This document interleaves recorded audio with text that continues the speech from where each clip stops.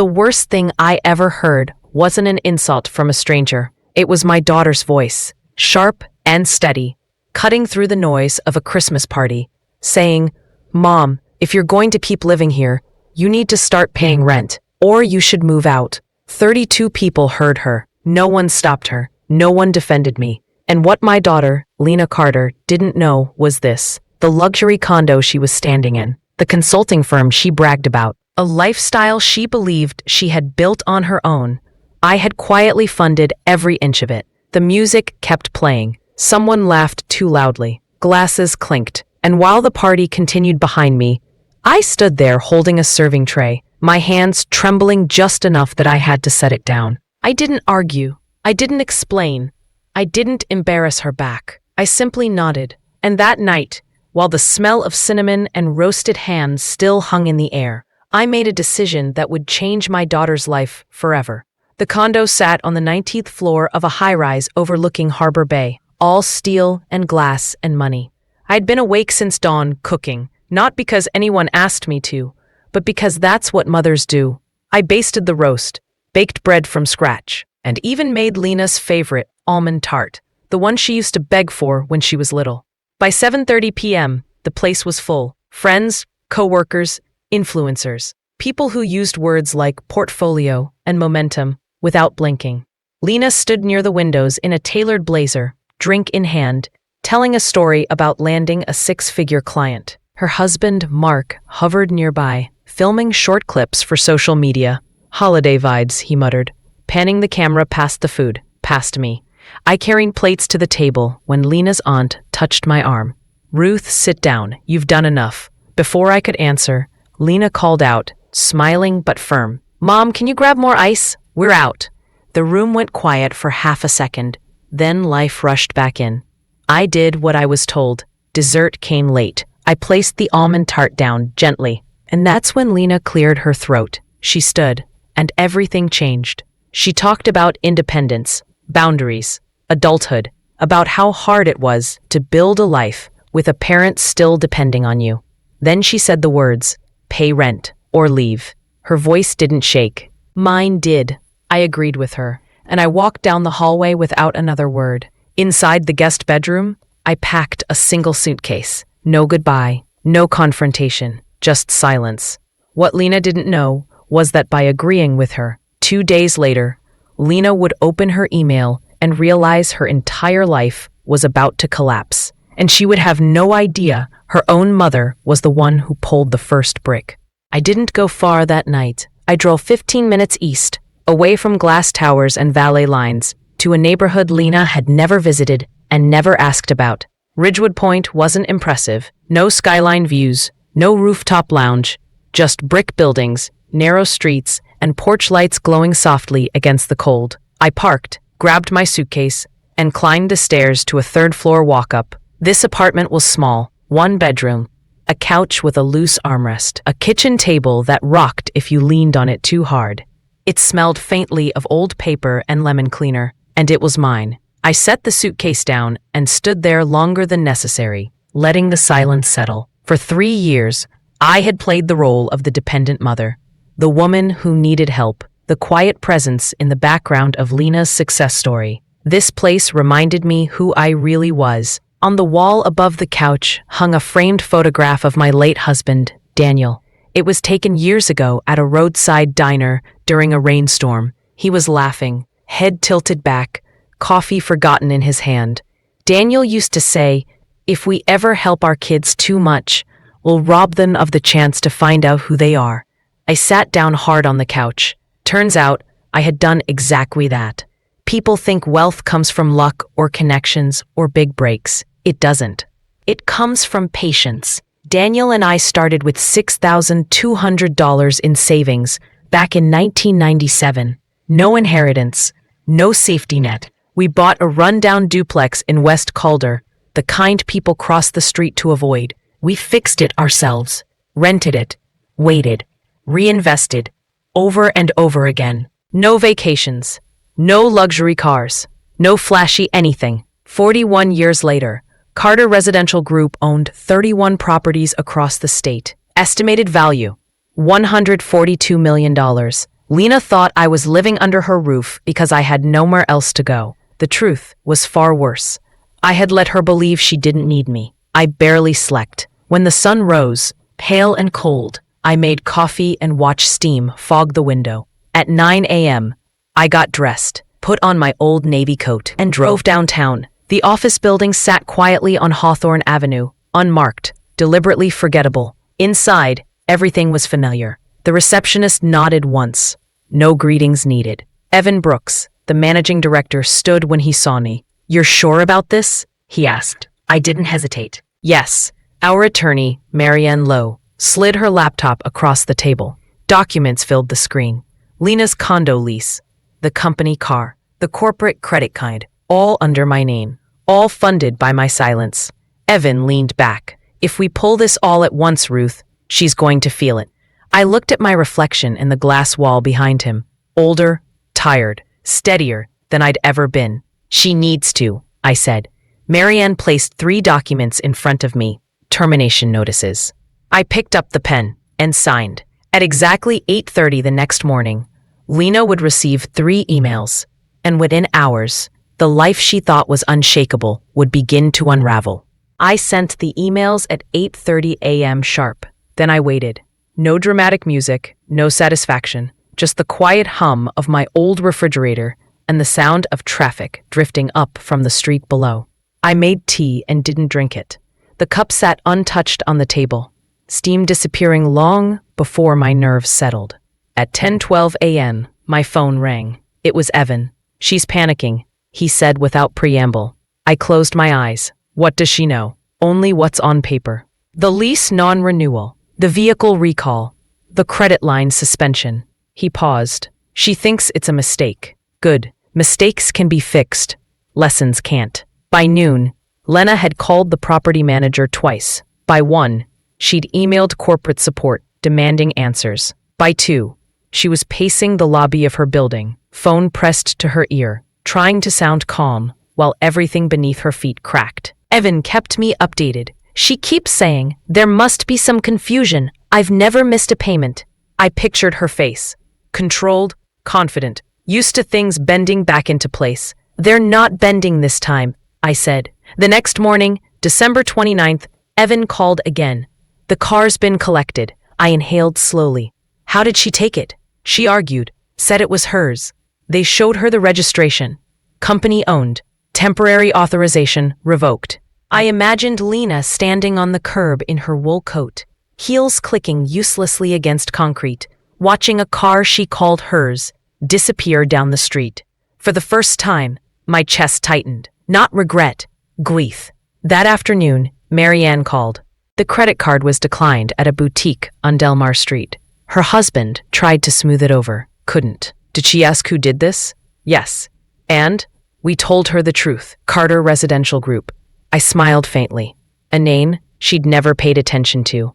That evening, I walked to the corner grocery and bought soup and bread. On my way back, I passed a young woman teaching her daughter to ride a bike. The child wobbled, fell, cried. The mother picked her up without frustration and set her back on the seat. "Try again," she said gently. Daniel's voice echoed in my head. Sometimes love means letting them fall. The next call came from my former sister-in-law, Ellen. "Ruth," she said carefully. "Lena showed up here. She's scared. She thinks someone's sabotaging her." I leaned against the kitchen counter. "What did you tell her?" "Nothing yet. She asked about you." I looked out the window at the bare branches swaying in the wind. "Tell her the truth," I said finally. "All of it." There was silence on the line. "This is going to break her." "I know," I whispered, "but it will also build her." That night, I didn't sleep. Somewhere across the city, my daughter was learning what it felt like when the safety net vanished, when confidence wasn't enough, when effort actually mattered. I didn't call her. Not yet. By the next morning, Lena would lose more than money. She would lose the people who only stayed when her life was easy. Lena lost people faster than she lost money. That was the part no one warns you about. The condo stayed quiet now. No dinner parties, no music echoing off glass walls. When the lease notice became real and the car was gone, the invitations stopped. The friends who once texted drinks and celebrate tonight suddenly had deadlines, trips, excuses. By January 3rd, Mark had moved out. He didn't say it like he was leaving forever. He framed it as space, as strategy, as time to reset. But when someone packs a suitcase and takes their laptop charger, you know what it is. Ellen told me later that Lena sat at the kitchen table long after he left, staring at the empty chair across from her. Not crying, just staring, like she was waiting for someone to tell her this was all temporary. No one did. Lena found a studio apartment in East Rowan, a neighborhood she once called too far from everything. The rent was $1,450 a month. No concierge, no parking garage, no views. The elevator smelled like cleaning solution and old carpet. She paid the deposit with what was left in her checking account. The first night there, she slept on the floor. I hoed these things secondhand. I didn't reach out. That was the hardest part. Every instinct in me screamed to step in, to soften the landing, to explain. But Daniel's words held me still. If you rescue them too early, they'll never know if they could have survived on their own. On January 19th, Evan forwarded me an internal hiring update. Lena Carter accepted a junior project coordinator role at Northline Urban Works. I read it twice. Her old title had included words like director and strategist. This one didn't. The salary was $3,100 a month, before taxes. Half of what she once spent on shoes. How was she taking it? I asked. Evan smiled faintly through the phone. She didn't negotiate. She just said yes. That told me everything. Weeks passed. Lena rode the train to work, packed lunches, wore the same coat every day. Her social media went dark. She deleted photos. Old captions vanished. The carefully curated life she'd built pixel by pixel disappeared. I checked once. Then I stopped. This wasn't about watching her fall. It was about giving her room to stand back up. One evening, Ellen called again. She's different, she said. Quieter. She listens now. She asked me how I paid off my mortgage. I closed my eyes. That question alone was worth everything. By early March, Lena was working late regularly. No complaints. No shortcuts. When a supervisor criticized her report, she rewrote it instead of defending it. When another junior took credit for her idea, she didn't explode. She waited, documented, improved. She was learning, not how to impress, how to endure. I wanted to tell her I was proud.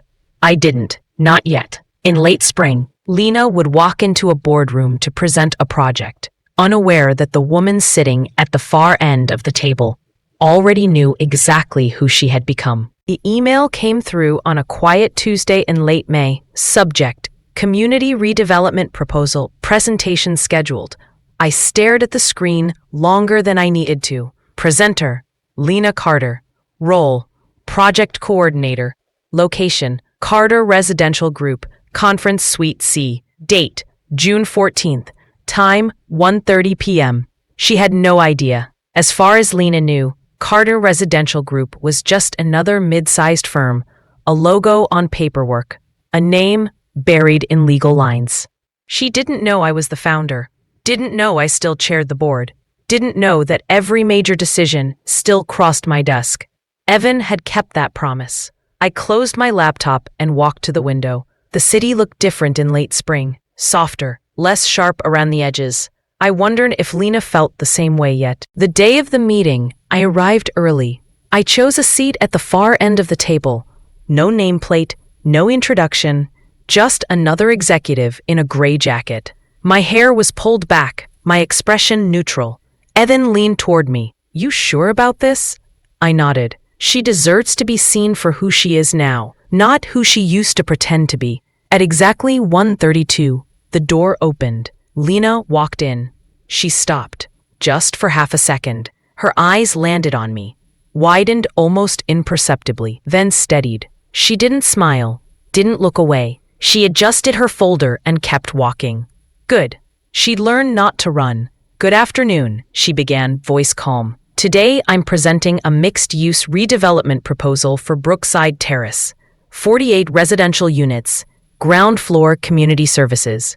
No buzzwords, no performance, just facts. She knew the numbers cold. Construction costs, timelines, zoning risks. When one board member challenged her assumptions, she didn't flinch.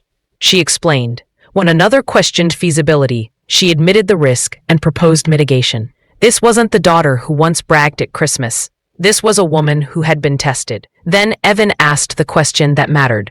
Why this project?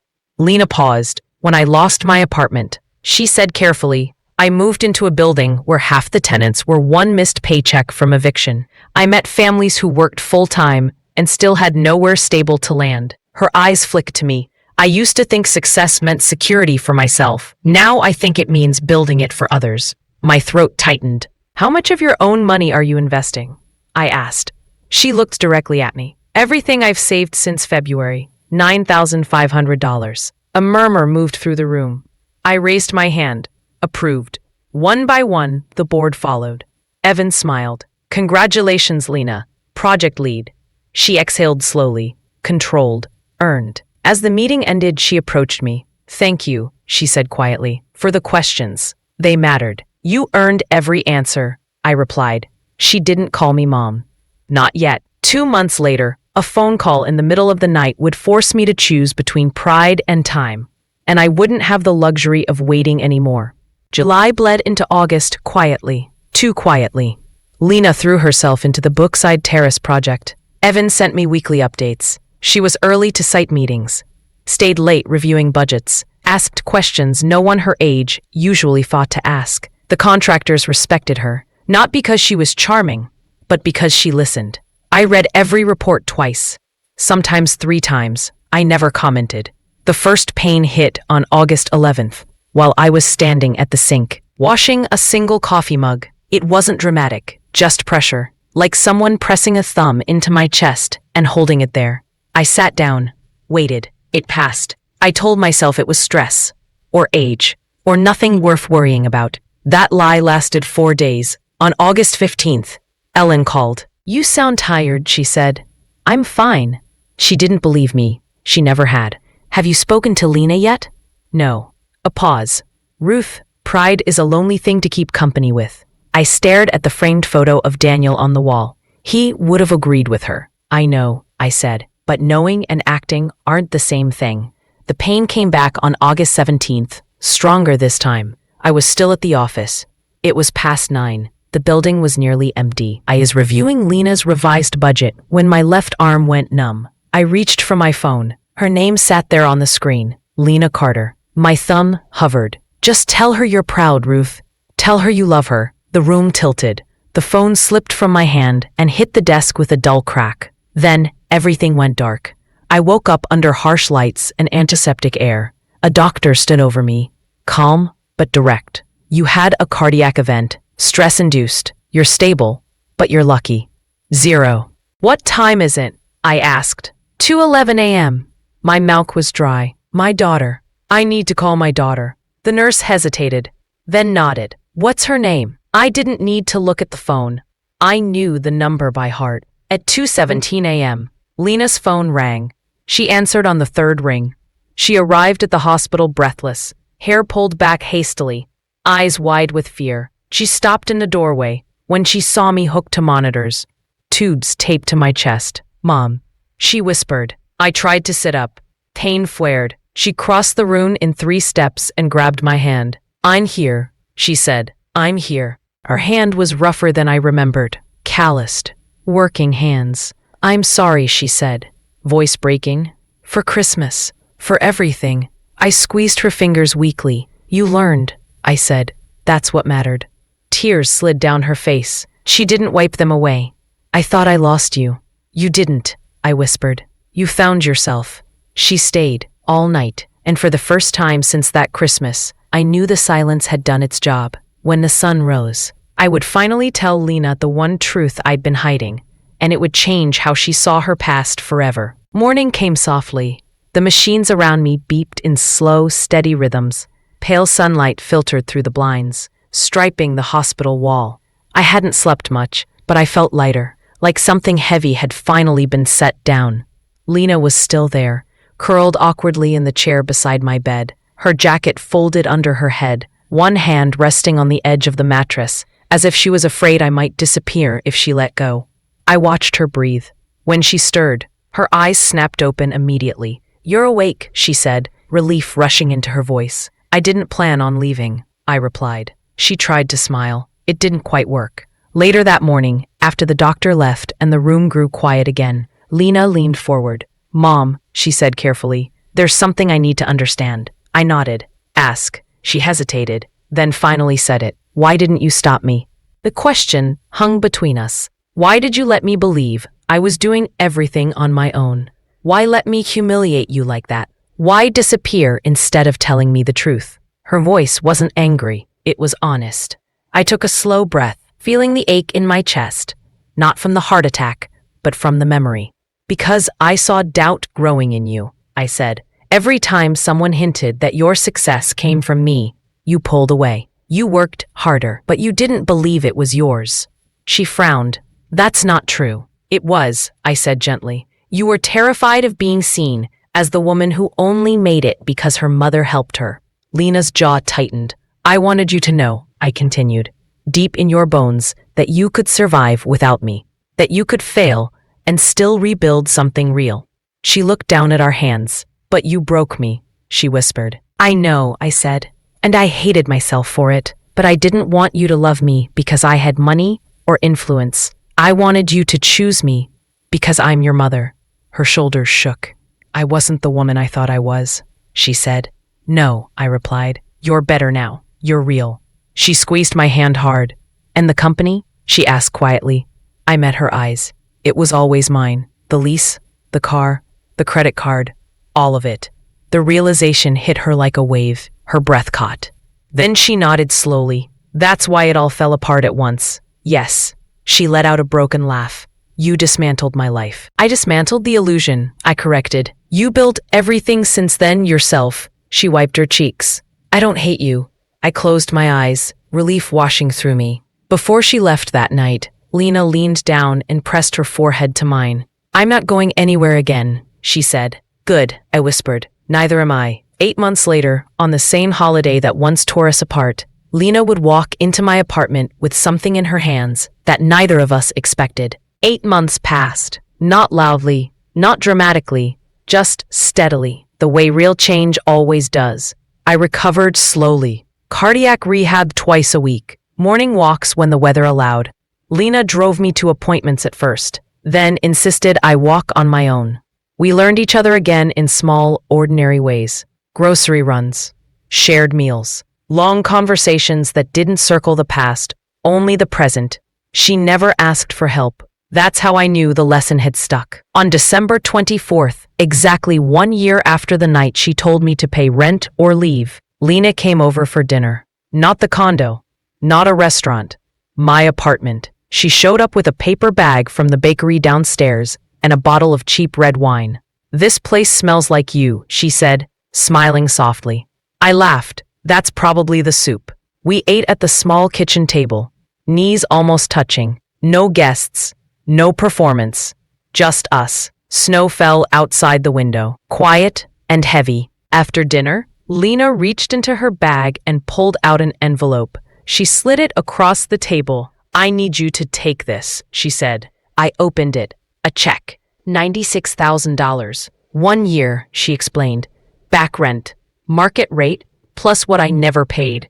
I stared at the number, then at her face. She looked nervous, proud, determined. I folded the check once, then tore it cleanly in half. Her eyes widened. Mom. I tore it again and again, until the pieces were small enough to scatter across the table like confetti. You don't owe me rent, I said calmly. You never did. She stared at the pieces. But I cost you so much, she said. The condo, the car, everything. They shook my head. You didn't cost me anything. I invested in you. Tears filled her eyes. I patted the chair beside me. She sat.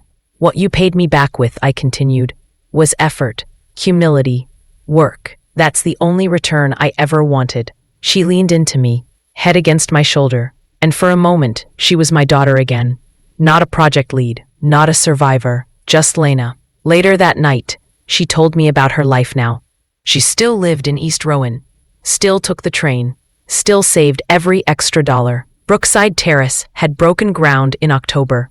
She showed me photos on her phone. Hard hat, muddy boots, real smiles. I turned down a higher-paying role last week, she admitted. I raised an eyebrow. I like this work, she said. It feels honest. That was when I knew she wasn't chasing validation anymore. She was building something real. As she stood to leave, she paused at the door. "Merry Christmas, Mom." "Merry Christmas," I replied. After she left, I sat alone at the table, looking at the torn pieces of the check. They weren't worthless. They were proof. 5 years later, I would stand in a crowd and watch Lena open something in her father's name and finally understand what real legacy looks like. 5 years can change everything. By the time Lena turned 38, Brookside Terrace wasn't just finished. It was alive. Children rode scooters along freshly poured sidewalks. Window boxes overflowed with flowers. The community center hosted tutoring sessions, job workshops, and potluck dinners every Friday night. Lena didn't talk about it much. That was another change. I learned updates the same way everyone else did, through quarterly reports and brief mentions in board meetings. She never asked me to attend site visits, never leaned on my name. When people praised her, she redirected it to her team. That humility had cost her nothing and earned her everything. The invitation arrived in early September. Cream-colored cardstock, simple font, opening ceremony, Carter Community Homes, dedicated to Daniel Carter. My hands shook when I read it. Daniel's name, my husband, her father, the man who believed in discipline, patience, and quiet work, the man who never lived to see what we built. I sat down slowly. The ceremony took place on a warm afternoon in West Calder, not far from where Daniel and I had bought our first broken-down duplex decades earlier. The crowd wasn't large. Residents, city officials, a handful of donors, families standing shoulder to shoulder, children tugging at sleeves. Lena stood at the front. She wore no blazer, just a simple dress and flats dusted with dirt from the site. When she spoke, there was no script in her hands. "My father taught me that buildings matter," she said, voice steady, "but people matter more." I felt my throat tighten. He believed real wealth wasn't what you owned, but what you left behind for others to stand on. She gestured to the buildings behind her. "These homes aren't charity, they're opportunity, stability, a place where people can grow without fear." She paused, eyes scanning the crowd. "And I didn't build this alone." Her gaze found mine. "For a long time, I didn't understand my mother. I thought help was weakness. I thought independence meant cutting myself off." She swallowed. I was wrong. Applause rippled through the crowd, but she raised a hand, asking for quiet. She loved me enough to let me fall, and brave enough to wait until I stood back up. I couldn't hold the tears back anymore. After the ribbon was cut, Lena walked over and hugged me tightly. "This is for him," she whispered. "And for you," I replied. She smiled. Not proud, not triumphant, grounded. That night, back in my apartment, I placed the program beside Daniel's photograph. I traced his name with my finger. Legacy, I realized, isn't control, it's trust. Lena didn't stop there. Over the next 2 years, she led 3 more projects. Smaller, smarter, sustainable. She hired people who needed second chances. She built systems that didn't depend on her being in every room. One afternoon, Evan knocked on my office door. "She turned down the executive role," he said, incredulous.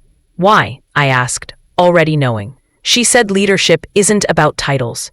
It's about responsibility." I smiled. Daniel would have loved her. The last lesson came quietly, not through success or struggle, but through a question Lena asked me one evening that changed how I saw the past forever. It was an ordinary evening when Lena asked.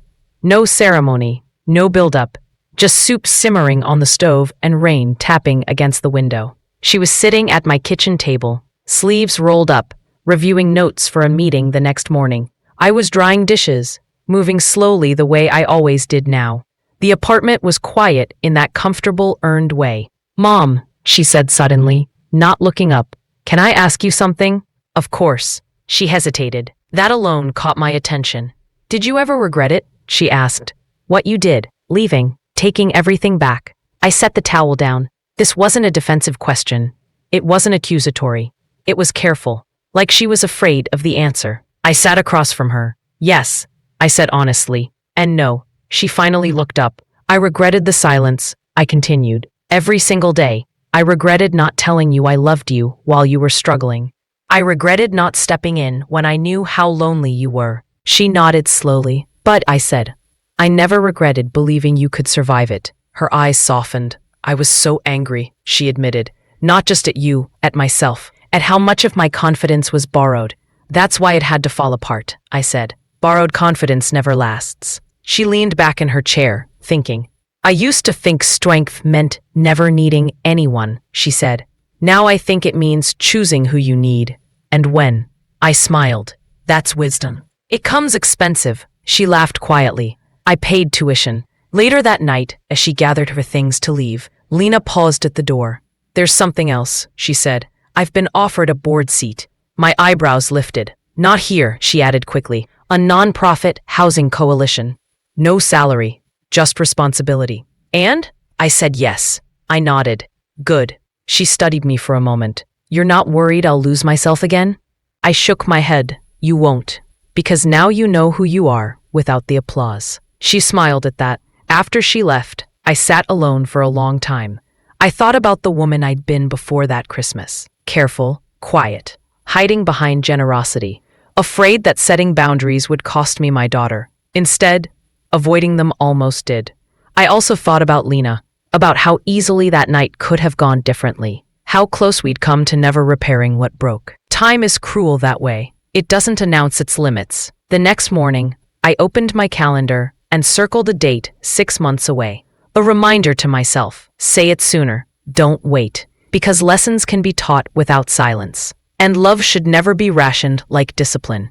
A few weeks later, Lena would make a request that forced me to confront the one role I'd never planned for, letting go completely. Lena made the request on a Sunday morning.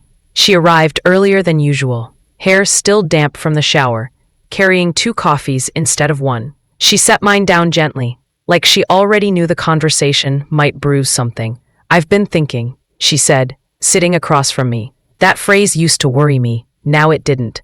I want to do this on my own, she continued. Completely. I waited. She took a breath. I want to step away from Carter Residential Group, from the board, from anything that ties my work back to you.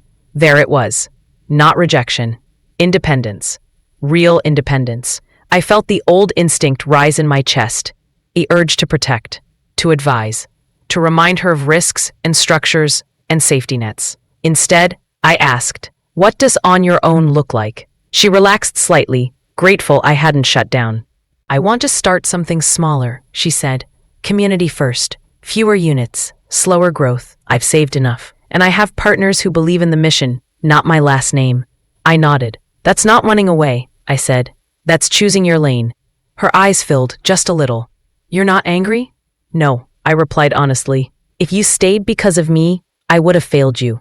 She exhaled, shoulders dropping. The transition took months. Lena resigned quietly. No announcement, no press. She trained her replacement herself, wrapped up projects responsibly, left nothing unfinished. On her last day, Evan called me. She didn't make a speech, he said. She just thanked everyone and went back to work. I smiled. That sounds like her. We marked the change without ceremony. Dinner at my place. Soup again, bread, familiar comfort. She told me about the nonprofit she was forming, Harbor Light Collective, focused on small-scale housing and local ownership. Fewer headlines. I don't need it to be big, she said. I need it to be right. That sentence stayed with me. A week later, she handed me a folder. What's this? I asked. My business plan, she said. Not for money, for perspective. You don't have to read it. I picked it up anyway. I will, I said, but only if you promise not to take my feedback personally. She laughed. Deal. That night, alone, I read every page. The plan was thoughtful, conservative, grounded. There were no shortcuts. No assumptions built on privilege. She had learned. I closed the folder and sat back, overwhelmed not with pride, but with peace. Letting go isn't dramatic. It doesn't come with speeches or tears most of the time. It comes quietly. When you realize the person you were holding up doesn't need your hands anymore. They just need you nearby. On the morning Lena signed the papers for her first independent project, she would ask me one final question. And this time, the answer would belong entirely anywhere. The morning Lena signed the papers, she asked me to walk with her. Not to the office, not into the meeting, just around the block. It was early. The air was cool. the kind that smells like rain, even when the sky is clear. She held the folder under her arm, neat and uncreased. The name at the top read, Harbor Light Collective, Founding Documents. Halfway down the street, she stopped. "Mom," she said, "can I ask you one last thing?" I smiled. "You've never needed permission." She looked at the folder, then back at me. "If everything goes wrong," she said quietly, "if this fails, will I still be okay?" That was the question. Not about money, not about reputation, about worth. I took her hands in mine. "Yes," I said without hesitation, "because you already proved the hardest part." "What's that?" "That you can lose everything you fought to find you, and still become someone better." Her eyes filled. "I won't rescue you," I added gently, "and I won't shield you from consequences, but I will always be here, not as a safety net, as a mother." She nodded, steady now. "That's all I need." She signed the papers an hour later. I didn't go in. I waited outside on a bench, watching people hurry past, each one carrying a life I would never know. When Lena came out, she didn't raise her arms or cheer. She just breathed, deep, grounded. "It's done," she said. I hugged her. Years have passed since then. I'm older now, slower, happier in quieter ways. My world has shrunk to what matters. Morning light, good coffee, conversations that don't rush. Lena's world is fuller. Harbor Light Collective now manages 5 small housing developments. No towers, no headlines, just homes, real ones. She knows every project by name, knows the families, shows up. Sometimes she asks for advice. Sometimes she ignores it. That's how it should be. On the anniversary of that first Christmas, we sat together in my apartment again. Snow falling outside, soup on the stove, no checks, no speeches. She looked at me and smiled. "You know," she said, "for a long time, I thought wealth was what you had to protect." I waited. "Now I think it's what you can walk away from and still be whole." I nodded. "That's the lesson," I said. "Real wealth isn't property. It isn't titles. It isn't even success. It's a child who finds their way back, not because they need you, but because they choose you. That's what I have now, and it's enough."